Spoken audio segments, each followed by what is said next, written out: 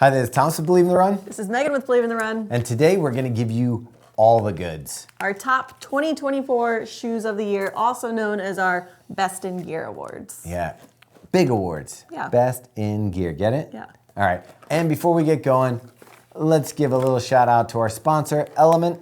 Yeah, so we love Element. We use it all through the summer. It's great for getting in extra electrolytes and that sodium that you need. And now in the winter, they have a hot version, a chocolate medley, if you will. There's chocolate raspberry, chocolate mint, and chocolate chai. And I have to say I was a little skeptical, but last night, right before, went to bed, I wanted something sweet and stuff, and I was like, oh, you know what, I'll give it a try. So I did the chocolate chai with 14 ounces of water and 2 ounces of milk. And I have to say, it was a nice little toddy before hitting the pillows there. Yeah, and they actually have all sorts of recipes you can make with these. You can put them in your coffee, your hot cocoa, whatever kind of beverage you want. And if you want to try some, go to drinklmnt.com/thedrop and you can get a free sample pack.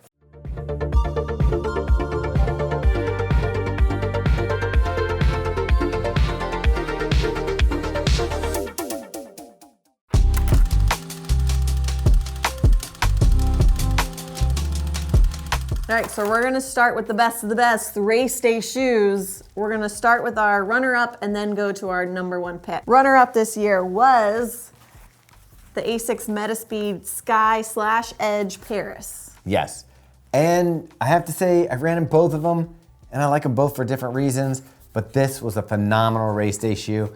I don't know, I might have actually liked this one more than our top pick. Yeah, so I feel like the updates from the previous version were really great in this shoe. They kept it so light. They softened up this foam a little bit, and I just feel like the updates were really, really nice. Yep, I had some good races in these shoes. So let's move on to the top pick, Meg. For those of you who know Meg, won't be much of a surprise. The Nike Alphafly 3. What brought this shoe back for you, Meg?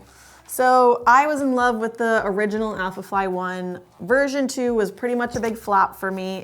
They took the fun, the bounce out of it, and then this version came back and it felt like they meshed together the Vaporfly and the original Alphafly 1, and it's just a really fun light shoe. The fun is what I really get out of the shoe. When I had workouts or was doing faster pace stuff, throwing on the shoe gave you that little bit of extra confidence. When you got out there, you felt that pop. Some people still miss that like decoupled feeling, but I think this is a pretty good evolution of the shoe. I'm excited to see how this line continues in the future. Hopefully we won't do any back steps like we did with the Alphafly 2. Yeah, I'm hoping it's all positive from here, but again, this shoe, it's comfortable, it's light, it's bouncy. You've got an air pod in the forefoot to give you some extra pop, and it just feels really good, especially in those later miles of a marathon when you need that little extra oomph. Yeah, the big surprise for me was this was actually lighter than the original and gets down for my size 10.5 under 8 ounces. So it was in the 7s for a size 10.5, which is pretty incredible with all this tech, the plate, the air bubbles, everything going into the shoe. They really kept it light. Yeah, so for every race in 2024 that I had any option of shoe I wanted to wear, this one was on my feet. All right.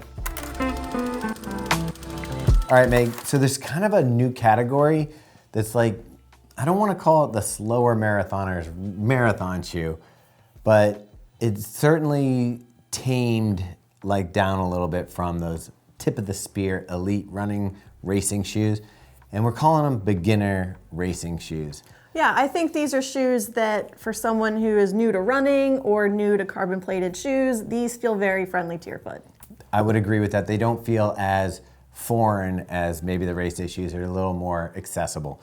So let's start with the runner-up. What do we got here? That is the Salomon S-Lab Specter.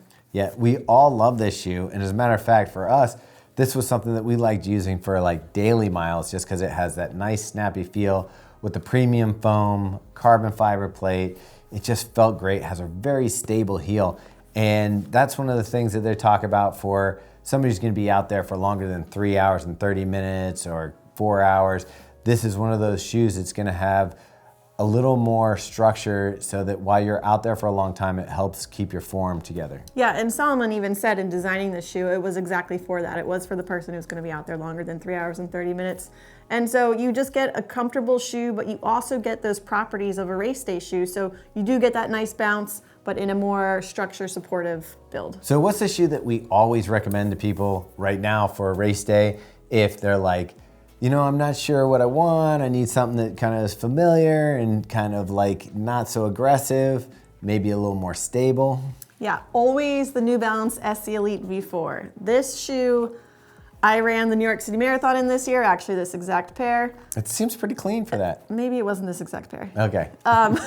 And it's so nice because you do get that carbon fiber plate and you do get that really nice bounce, but the foam, this fuel cell foam that they're using, is soft and responsive, but it gives. And so you feel like in those later miles, you still have a really comfortable shoe on. Yeah, and this shoe having a wider platform kind of made it feel a little bit more forgiving, especially when your form was breaking down towards the end of that marathon or something like that. It just felt a little more, I don't know, just forgiving is the word I would use. Forgiving is a good word. And then also this upper, while it does feel race-like, it also provides some decent structure and support, so you feel like you get a nice lockdown and just more of the daily trainer vibes that I think someone going out for their first marathon will feel very comfortable with. All right, the next one is one of my favorites.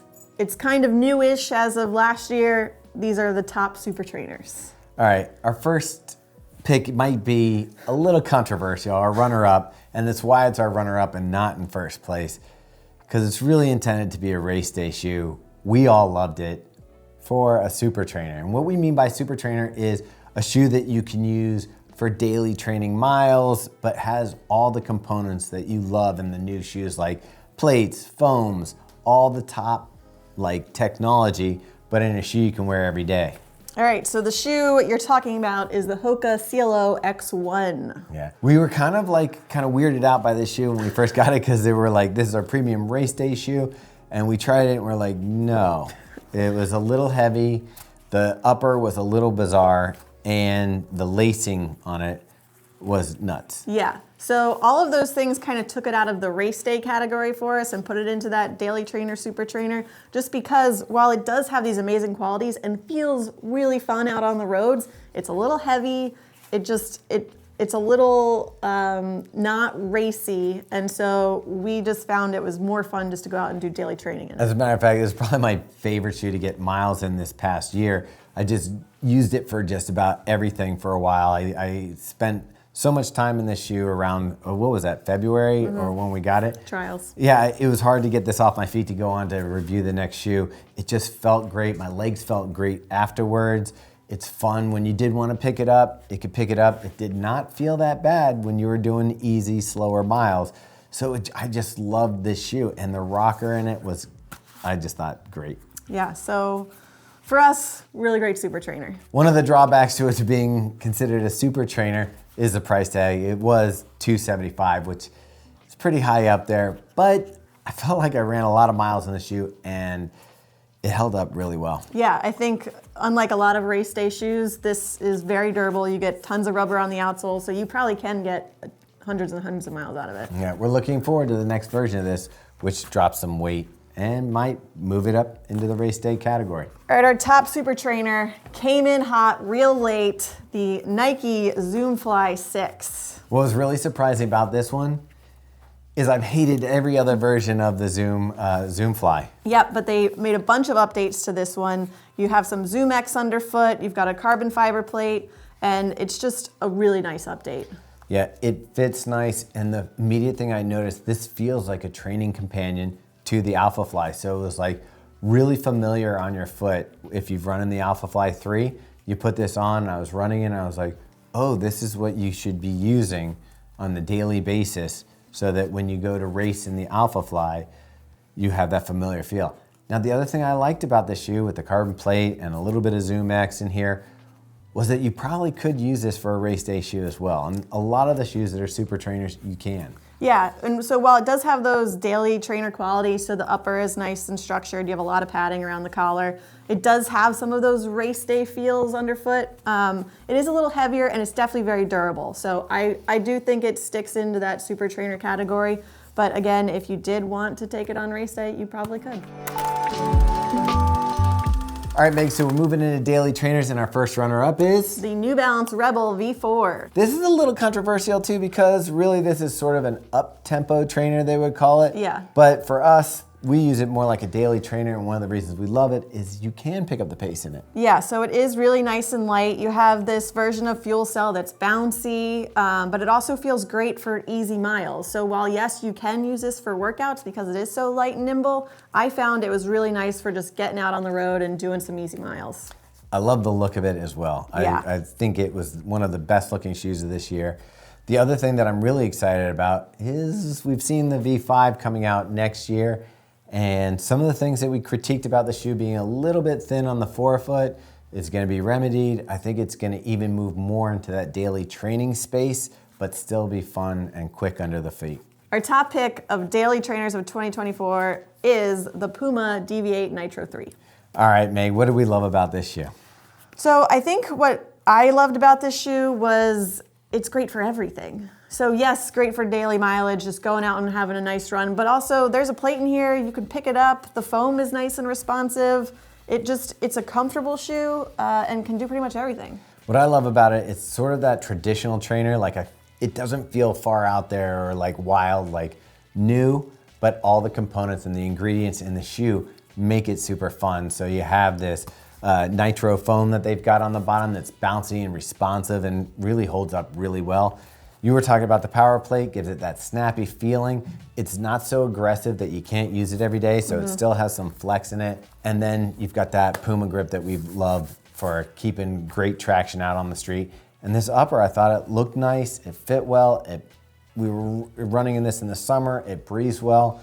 It's just a well-executed shoe, and I felt like when someone came to me and they're like, hey, I want to try something a little spicier than like your average daily trainer, this was the one I was like. You said get the one with Nitro written on the side. Yeah, get this one. Spicy.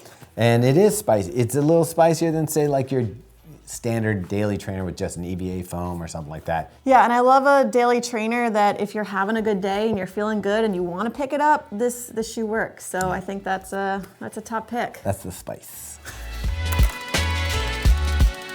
Puma got the top pick for daily trainer.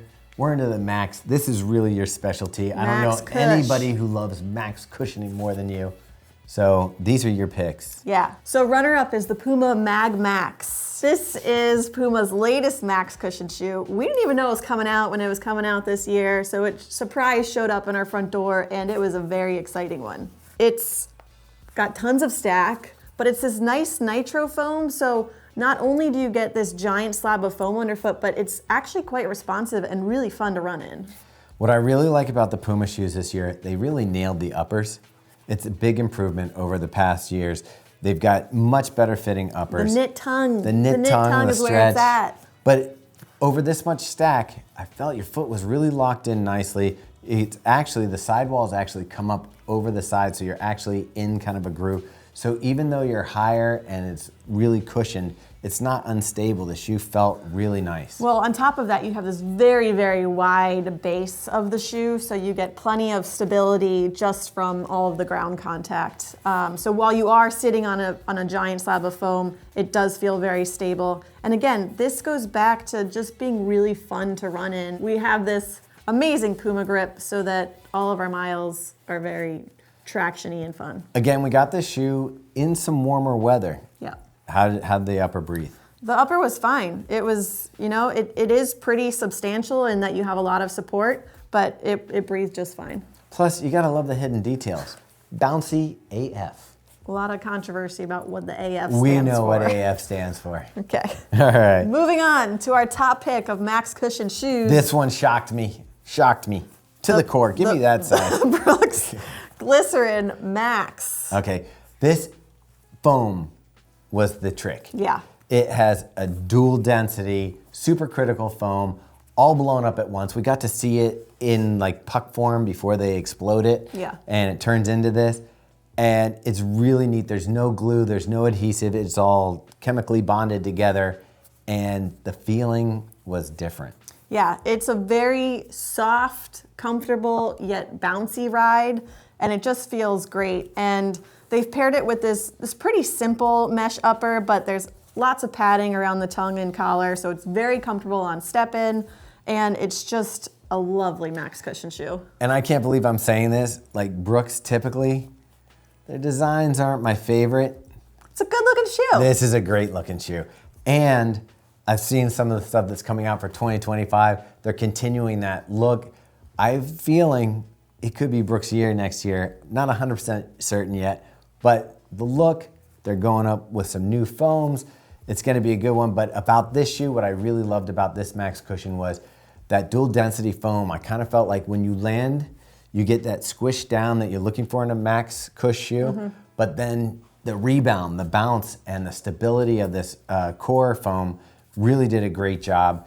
The rubber on the bottom provided tons of traction, and it's another one where you sit down in the foam a little bit, and the stability was fine. Yeah, and again, you have that very wide platform that you're landing on, so it's just, even with all that stack underfoot, very stable, very fun to run in, and yeah, this is the top pick of Max Cush. And I'd say, even though it's not the lightest, turnover was easy, and you could kind of pick up the pace. And I'm not saying you're gonna go run your best 5K in it, but it can move. Yeah, again, it's like if you're going out on an easy run and you're feeling good one day, you could definitely pick up the pace in this. It's the bounce.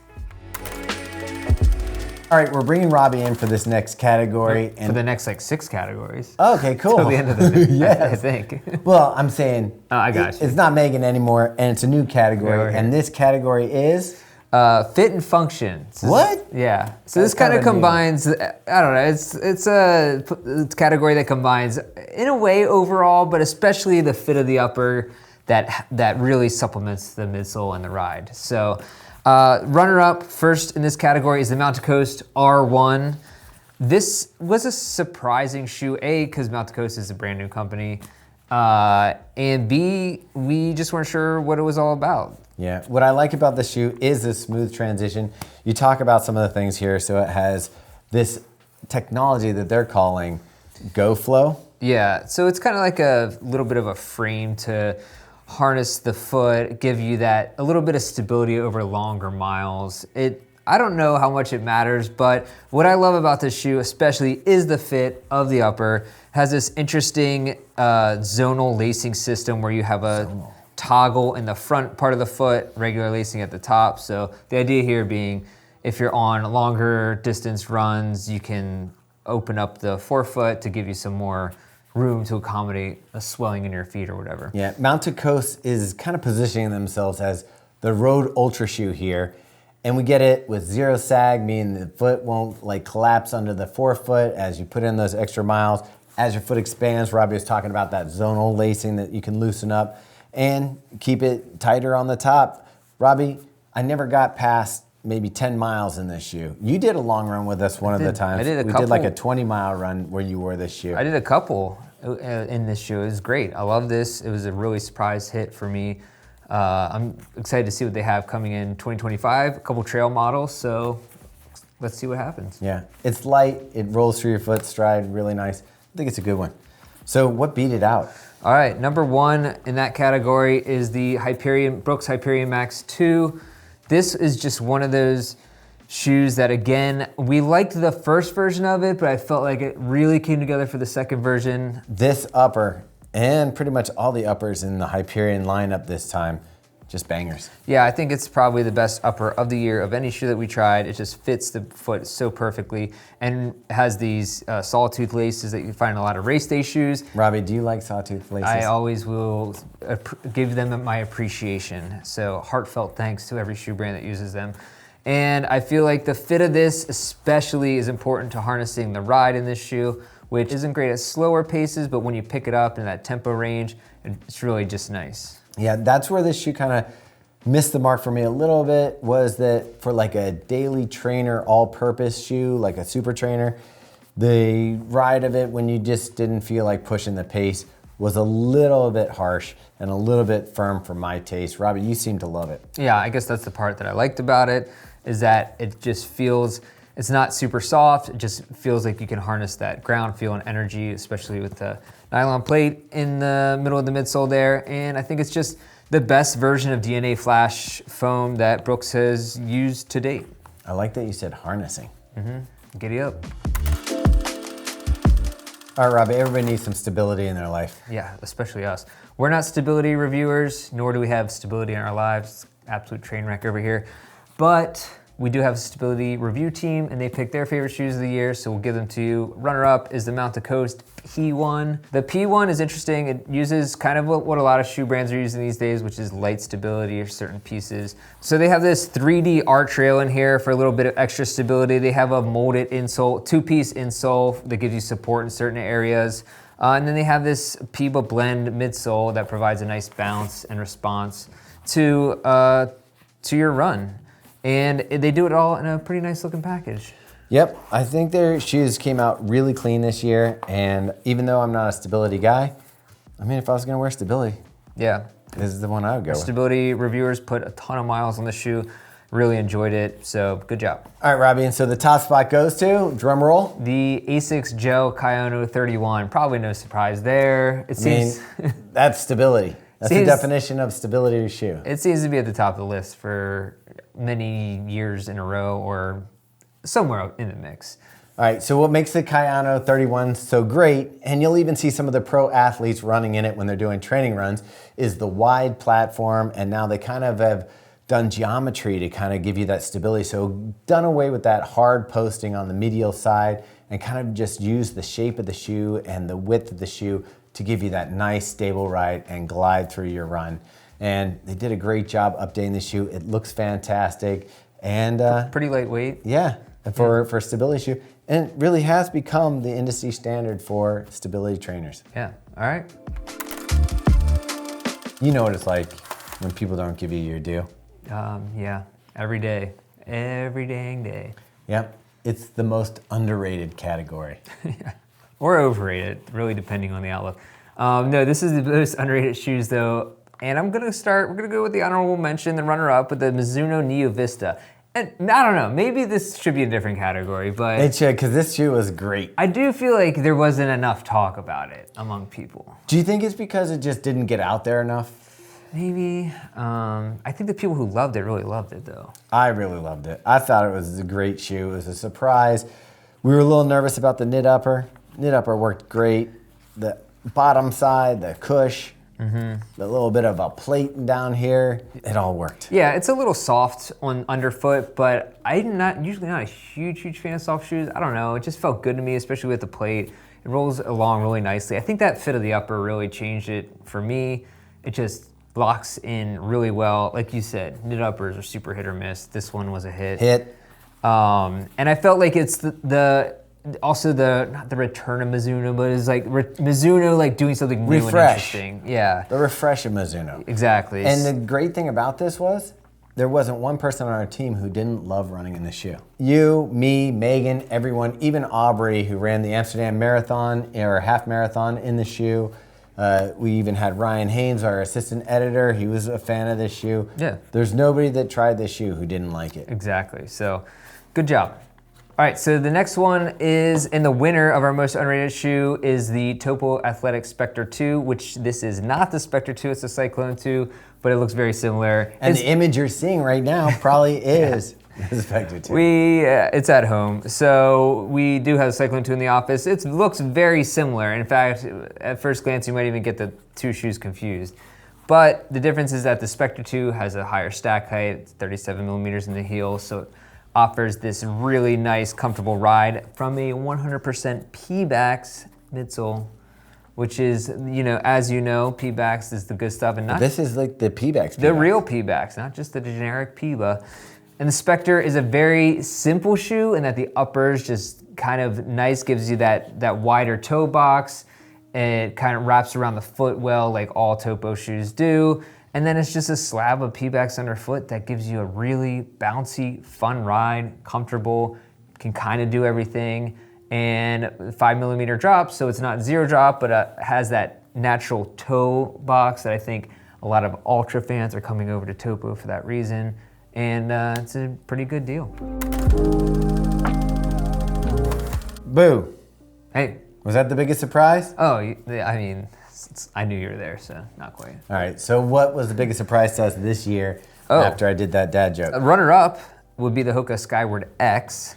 This was crazy. I think this was a surprise because we didn't even know this was coming. No.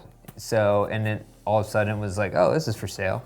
Well, what was interesting about this one too is I had just been like, hey, the Cielo X1 is a great daily trainer. You get that nice cush, the plated ride, everything. It's like a daily trainer. And this came out and I'm like, well, yeah, this is pretty similar to the Cielo X1 at a much better price. Yeah, so you do get that huge stack of foam underfoot. You get a pretty comfortable upper, and you get a wild kind of carbon fiber, not plate, but like design. It's crazy. You've got like a double like H plate with independent suspension on each side, wings here on the back. The upper fits great. So the Cielo X1, weren't crazy about the upper or the laces. This one fits more like a traditional shoe. It's got a really nice heel counter. It just really is one of those shoes that rolls through your stride and gives you all that cushioning. When you're done running, your legs feel fresh. All right, let's go to the winner. All right. Ciao. Ciao. This one, ooh, boom. Dude, I love the shoe. The Diadora Gara Carbon. This was a surprise because Diadora's done okay with, there's some really nice models, some really okay models. In the racing department, didn't really have anything great. And then they came out with the Gara Carbon, which is $300, caveat, but there's a lot of real premium elements in this shoe. We've said before, the price though is different. Like they're not making the amount of shoes as like a Nike or something like that. So you're buying a more limited edition shoe. And Robbie, you mentioned some of the features like this Matrix upper. Yeah, the Matrix upper, real premium, durable, great fitting upper. You got the P-Bax midsole with the Anima PBX. You have a carbon fiber plate, fairly lightweight package. I just ran in this shoe again this morning. I'm actually surprised at how much I love this shoe and keep coming back to it. I think it's a great shoe. It wasn't the same for you, but... Well, no, I do think it's a great shoe. I just think, for me, there's a couple things I'd tweak to make it a perfect racer. It needs to drop a little bit of weight, and I would have liked a little more aggressive toe spring. That's fair, that's fair. But the reason it was such a surprise for me is one, the fit was really dialed in. The style is beautiful, which I expect from Diadora, so that wasn't a surprise. But the foams in Diadora are kind of like, they're still playing with them and tweaking them, and they're getting better and better, but there isn't anything that I felt like was like banging. And this one, they really nailed it. This Piba midsole really feels bouncy and energetic underfoot, and it's right in there with all the other super shoes. If they could drop a ounce to a half ounce off of this, then you're really getting into the rocket science. Yeah, but pretty great overall. Sometimes, you know, we're not running all the time. You would be surprised, you know. Well, I mean, I also think we're kind of professionals here. Yeah, we are actually. I would say if you check our Stravas, you'll find out. Don't check my Strava. You can check mine. Anyway, a lot of times when you're buying a running shoe, it's not all about running. You want something that can transition into just a lifestyle shoe. You want something that you could run in and maybe wear with your casual clothes. And so the line is getting a little hazier in some of these shoes on what you can do with them. And our first runner-up in this category for lifestyle shoes, shoes that we'd say, okay, this is a cool shoe to run in. Maybe not do, you know, your 20-miler in, but maybe do, you know, if you're gonna do 20 miles a week or 5-mile runs, or you go to the gym and you wanna do a run. Or even a travel shoe that you wanna get 3 miles in while you're you know, having to run through the city or whatever. The first up for me, runner-up, was the Veja Condor 3.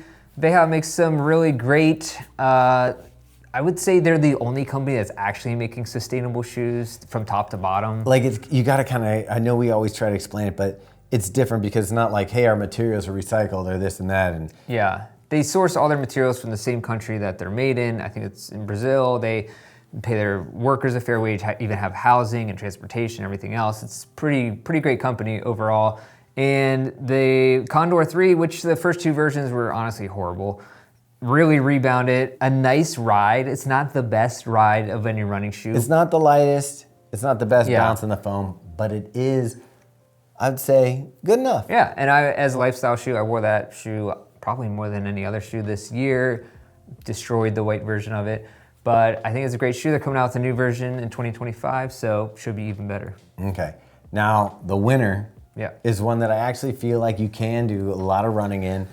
and looks great. This could almost be the most surprising shoe of 2025 as well. It could. So this is the Adidas Ultraboost 5X, not the 5, which has the cage on it. Man, the Ultraboost, maybe thought it was dead in the water, kind of, or DOA, dead on arrival. This is a real running shoe, like a legit running shoe. It's a real running shoe, and I got to test even the next version of it, which even is better. Okay. And what I love about this shoe is the foam got a little bit lighter, so it's still not the lightest shoe. But it's actually lighter than the Gel Nimbus, which is a pretty standard daily trainer. So, that is crazy. And the upper, I do like their knit uppers. Again, we talked about whether or not knit uppers work. This one works for me. Yeah, look, maybe not. You don't want to wear it on a 95-degree day in Florida, but especially for this time of year when we're recording this in December, really nice shoe. Like you said, the upper fit's great. Solid ride, kind of for any distance. Altogether, great shoe. Yeah, the only thing I kind of wish that this had was a little bit more flexibility in the midsole, like a little decoupling, a little bit, because it can feel a little blocky underfoot. True. But overall, for a shoe that looks good, is easy to run in, I would definitely, like if I was only concerned with like going to the gym and putting a couple miles on the treadmill or doing that, this shoe would be more than enough for you. All right, Robbie, we have some friends that have brick-like feet. Yeah. You might know of them. Jarrett, the wide foot. The wide foot guy. Yeah. It's the nicest way I can put it. No, great friend, our best friend, Jarrett. That's and tight. He has his best wide foot running shoes post on the website. There's even some videos on our YouTube.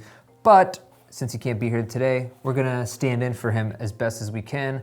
Hopefully my feet take up a lot of space. We'll have to put both our feet together Yeah. to be equal to his foot. But we're here, and the honorable mention for his best wide foot shoe of the year, surprisingly, the On Cloud Runner 2. And you know what? We actually ran in this shoe too, and I thought it was probably one of the best on trainers It's right a now. really simple daily trainer, and I think it did do its job as far as fit, feel. It's a nice shoe. Yeah. Personally, I thought there was a little bit of room in the shoe. Of course, that's gonna do well for the wide foot runners. Yeah. And so he really liked that. It's a really nice, luxurious kind of feeling upper. The Cloud Tech in the midsole, it has sort of seen a little less cloudy as time goes on, but overall, pretty nice ride and fit overall. So Megan's kind of in between wide foot and regular foot, and this was also a shoe that she used a lot, and it kind of went into our last category, that lifestyle crossover shoe. Yeah. I see her wearing this all the time. And the winner for best wide foot running shoe of 2024 is the New Balance SC Elite V4. New Balance has kind of been known to cater to wide foot runners. But you can see, like, look at the lacing here. This is my pair. Yeah. And you can see that I've laced it up pretty tight there. So there's a lot of room to like open up that throat, and I guess enough for Jarrett. But one of the areas that he has a lot of difficulty is in that part of the foot right here where it comes in. So a lot of shoes will have a toe shaped or open wide box for the toes, but then come back in narrow and it pinches his foot. So I think one of the things that he liked about this shoe is while it had enough room for his forefoot, it also didn't like cut into his midfoot. Yeah, and this is also one of those shoes that is kind of good for obviously the marathon or just even a training, like a faster training run, so. Yeah. All right. This is for you, wifey. All right, Thomas, so we're gonna cover also our favorite shoes from our big guy reviewers here at Believe in the Run.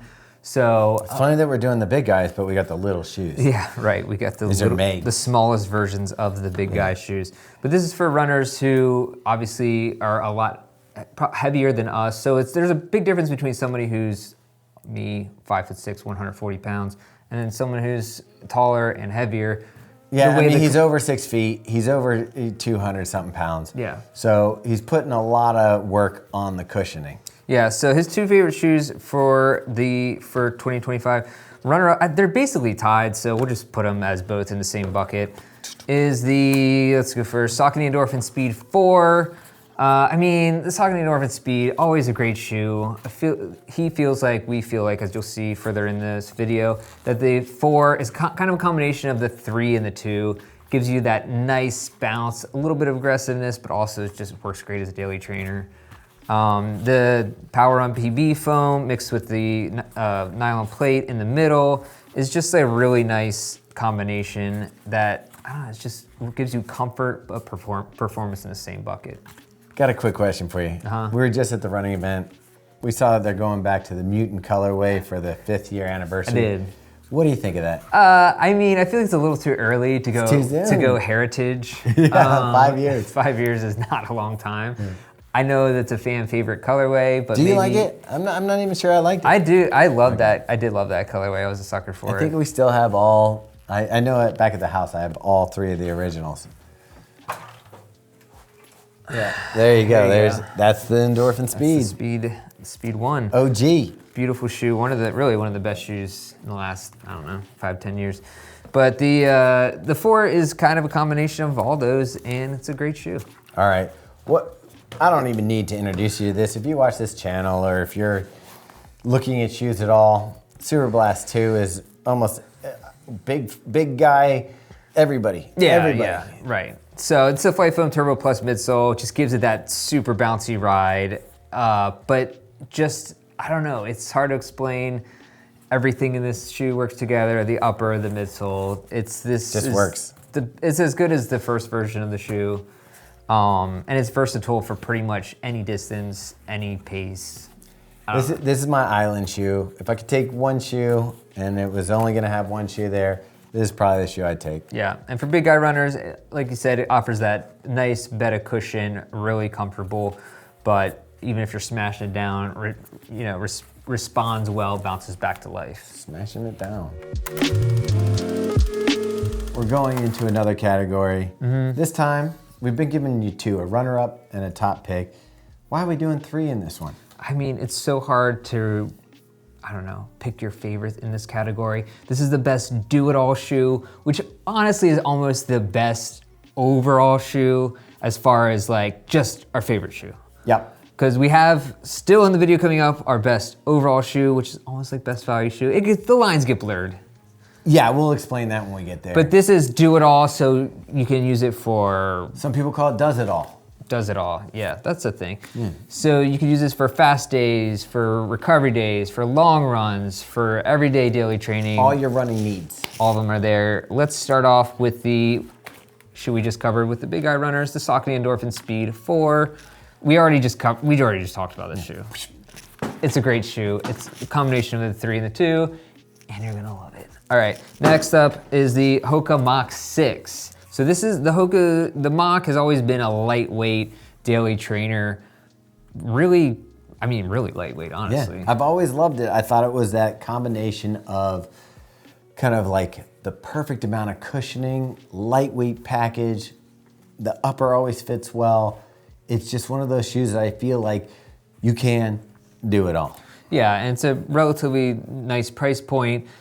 And pretty simple shoe overall, but that's sometimes all you want is simplicity. Yeah, it seems like it's sometimes hard to make a simple shoe. Yeah, right. As shocking as that sounds, you would think it would be a lot easier. For some reason, we know some brands that can't. Most brands just cannot do it. But this is one of those shoes. So again, Mach, great shoe, great pick. Let's move on. Yeah. All right. Top do-it-all shoe of 2024. This should be no surprise to anyone who reads our reviews or has run in it. Yeah, it's just such a banger. It's a great shoe. And what shoe is this? I forget. I think it's the ASICS Superblast. Yeah, the 2. ASICS Superblast 2. Paris colorway. They've come out with a few colorways since then. There's a black on black. Yeah. They always seem to be in very difficult. Pink. The inventory, for some reason, seems to be non-existent most of the time. You know, I've talked to ASICS and they get all these complaints and people think they're doing it on purpose to drive demand. Believe me, they're not doing it on purpose. They would love to sell you as many pairs of these shoes as they possibly can. Their financial backers and investors would also like them to sell as many of these shoes as they possibly can. So they are not holding back inventory. They're trying to get them out to you. They ordered, I was talking to them, they ordered so many more pairs of these in the first version, knowing that people liked the first version. And the demand was crazy. Yeah, and I think there's more drops coming in December, so keep an eye out for that. Yeah. But again, this is just a great shoe, front to back, top to bottom.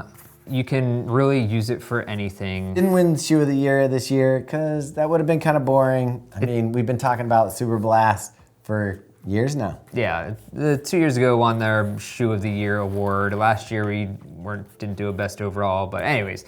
So it's a great shoe, that's all to say. You should buy it. It's $200. It's worth every mile you'll get out of it. It is because it lasts a long time.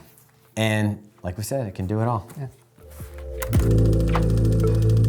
Sometimes everything isn't perfect, but it's really close. Yeah, and this is our almost best shoe of the year. It's a real award category, trust me. Yeah. The Hoka Mach X2. This was one of my favorite shoes to run in. It worked for me. It hurt a lot of other people. Yeah, so I actually did not run in this shoe, but every one of our reviewers absolutely love this shoe to death, except for one thing, and that's the heel collar. Yeah, I don't see any blood on this one, but other shoes did have the blood. yeah, we did see a lot of photos of it. The upper is actually really nice. It's like a race style upper, so they tried to keep it minimal, and they may have gone too minimal on the heel counter.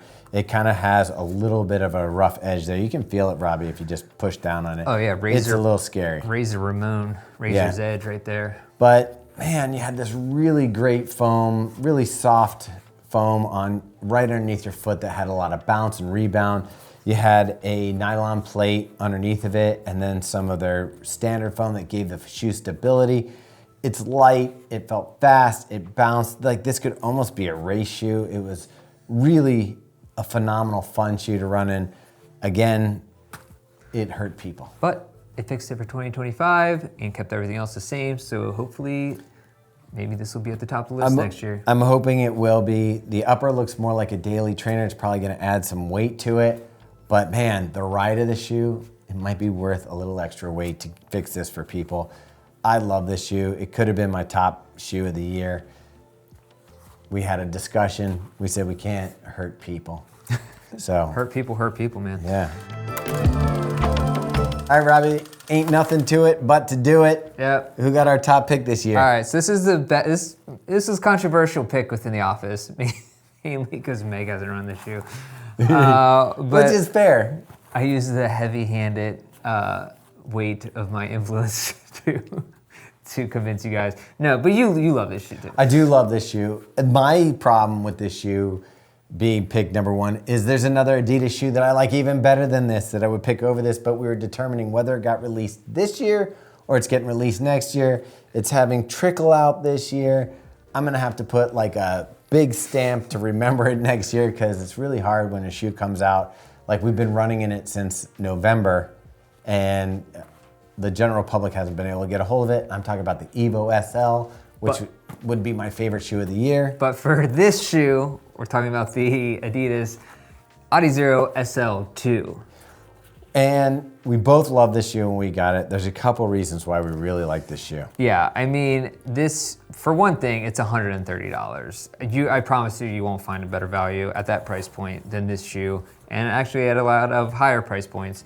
But this shoe kind of harnesses, like the SL in the past was okay, but they really knocked it out of the park with this. I mean, you have a full bed of Lightstrike Pro, full length, kind of wrapped in this Lightstrike 2.0 midsole, which is much improved over whatever they were doing in Lightstrike since its beginning. It's one of those, like I said, it's a simple shoe in some ways. It's great in others. Like the Lightstrike Pro, that's what's used in the race day shoes, and you have a pretty good piece. Before it used to just be a puck in the forefoot, remember? Yeah.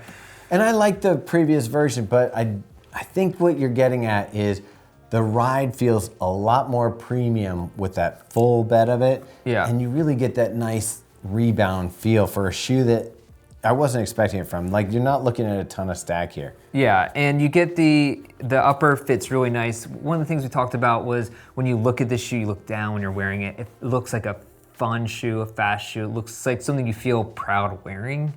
I know that sounds weird, but I feel like that matters when I'm wearing a running shoe. So for me, it's the shape of the shoe. I like something that looks fast.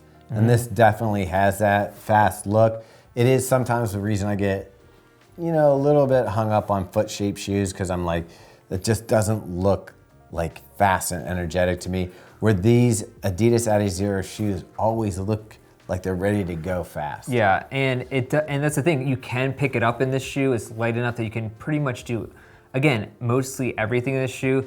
And I think what I loved so much about this is that it feels just like a running shoe. Like sometimes I feel like, yeah, it's cool, all these super trainers and everything else, but it gets just a little bit too complicated sometimes.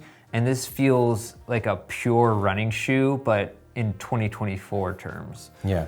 The only area where I felt like they had to bring it down to that 130 price point and where you might skimp on that a little bit was the outsole. It's not the Conti outsole, the Continental rubber outsole, and you can tell the difference. Yeah, there's a little bit of a difference there. I think you'll get more durability out of this, maybe not as good of grip though. And then the upper, can be, if you not a huge fan of narrow toe boxes, might be a little bit constrictive. Yeah. I didn't particularly have a problem with it, but it's a low volume toe box. It's gonna be a little bit shallow over the toes, and it does come in on the sides. So if you do have a wide foot or something like that, you're probably not gonna enjoy the way that this shoe cuts in. But if you like what Robbie was talking about, that traditional racing, running feel, yeah, this shoe has it. So there it is. I feel like if you... Also light. It is light. So I feel like if you're looking for that value where, maybe you don't want to spend the $200 on the Superblast 2, which we would probably pick over any other shoe in this entire list to wear or buy. Maybe you just want to spend $130 on a shoe that's in your budget. I feel like you really can't go wrong with this. You can honestly only go right. Yeah, I would even recommend this to like your high school runner, your college runner, someone who's on a budget or, isn't sure about how committed they are to running. This shoe will get them excited about it. Yeah. All right, Thomas, so I think that's our list. Hopefully we didn't miss anything. If you want to read all the full details, and hopefully we didn't mess anything up, if we did, most of the corrections are on the website. We have the full list of all our best road running shoes for 2024. We also have our best trail running shoes for 2024 from our lead trail reviewer, Taylor, and the entire trail team. That's all on the website. I don't know if we'll get the video out for the trail shoes this year. And I'm sure we have plenty more good stuff coming for 2025. We're gonna do a roundup on the website again. And actually we'll do a YouTube video of what we find exciting coming in 2025. So stay tuned for that. Anything else that I missed? I mean, yeah, just go ahead and subscribe to the channel and catch all this great content. You can also check us out on the Drop Podcast or Fuel for the Soul podcast. But the easiest way to stay in touch with everything that we're doing is to sign up for our weekly newsletter, which will get you all our reviews, all our video reviews, commentary from Robbie here, and Yeah, once a week. We promise not to spam you. Yeah, and there's also Instagram if you just want to catch up on like the scrolling. Yeah, of course. If you want to become addicted to run content. Anything else? Join our Strava group. All right. Thanks for watching. Have a great 2024, 2025, whatever year you're watching this, maybe 2027. And keep on running. That's a weird thing to say. That is. Yeah, but it is, because they're going to do it. You wouldn't be watching this if you didn't want to keep on, running. keep it on. Yeah. All right. See ya. Bye.